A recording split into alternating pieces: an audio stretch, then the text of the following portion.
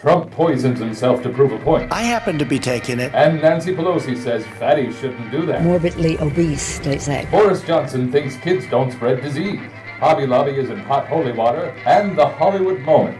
All this and more today in Old News.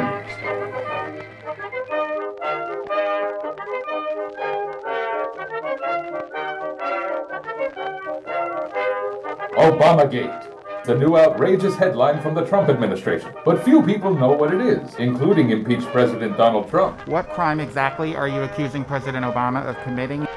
Obamagate. Who seemed to be making it up on the spot in a press conference earlier this week. It's been going on for a long time. It's been going on from before I even got elected. And it's a disgrace that it happened. And if you look at what's gone on, and if you look at now all of this information that's being released, and from what I understand, that's only the beginning. Some terrible things happened, and it should never be allowed to happen in our country again. And you'll be seeing what's going on over the coming weeks. But I wish you'd write honestly about it. But unfortunately, you choose. You're making stuff up again, Donald. What is the crime exactly that you're accusing him of? You know what the crime is. The crime is very obvious to everybody. All you have to do is read the newspapers, except yours. Well, we here at Old News have an inside scoop on what Obamagate really is. History books will refer to the scandal thusly. Obamagate, the scandal of U.S. President and real-life troll doll Donald Trump. It actually says that in the definition. I'm just reading what I see. Using former President Barack Obama as a blatant scapegoat for the Trump administration's criminally negligent response to the worst disaster in modern history.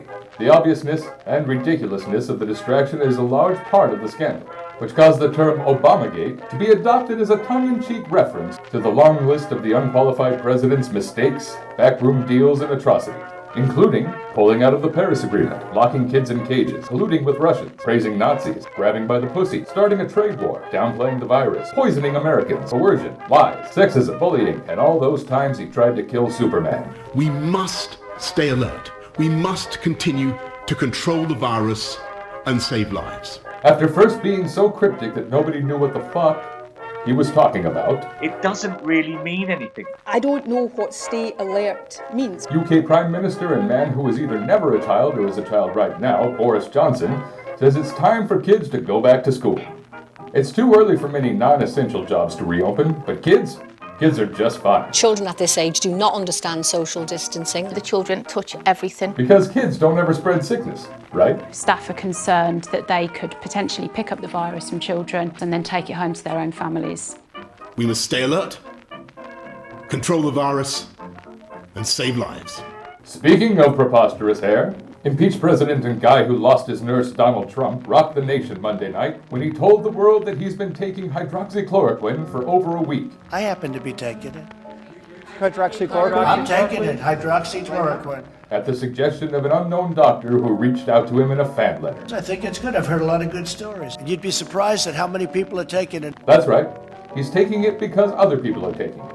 People who are taking it because he told them to take it. The story is shocking because studies from all over the world have revealed that the drug does absolutely nothing to the coronavirus. But it can cause heart problems in certain high-risk people. People like disgraced President Donald Trump. This caused House Speaker and lady who just saw a ghost Nancy Pelosi to say, He's our president, and I would rather he not be taking something that has not been approved by the scientists, especially in his age group and in his, shall we say, weight group, what is morbidly obese, they say. And this caused Plump Trump to be the #1 hashtag on Twitter. Thank you, Ms. Pelosi. I think we all needed that. The administration also announced new information for the now infamous Space Force. I call it the super duper missile. We here at Old News are leaving this topic alone, as it's been revealed to be way too easy. The Hollywood moment. For the third month in a row, no one gives a shit about celebrities.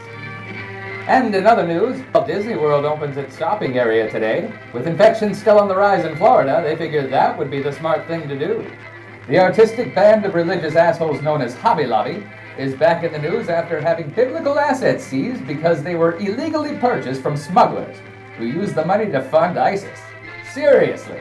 Over 5,000 papyri fragments and 6,500 clay objects were seized, including an ancient tablet of the Epic of Gilgamesh. Also, they're not fans of the gays. They don't like them. And finally, the new hot trend for the summer is PPE. Classy and bejeweled face masks are a must-have for any runway this season. These facial accessories are an unsubtle sign of the new normal, and are causing this reporter to develop a face mask fetish. Rower. If they squint, it means they're smiling. But the trend has taken a while to catch on, and do correctly. Here's an in memoriam look at the face mask fuck-ups we've seen over the last few months. Though you are a great big grown-up, you are like a child to me. Somehow or other you make me want to mother you. Every now and then I'll own up. I'd like to take you on my knee. How you doing? Pretty good. I need 10 off of one, please. Where'd you get that mask from? Well, since we have to wear them and it makes it harder to breathe, it just makes it a lot easier to breathe. Cutting it? Yeah, I'll do that too. Thanks for the advice. Appreciate you. Yes, we all appreciate you, madam. We all appreciate you. And as you know, television goes off the air this time every night. Join us again tomorrow morning for Howdy Doody.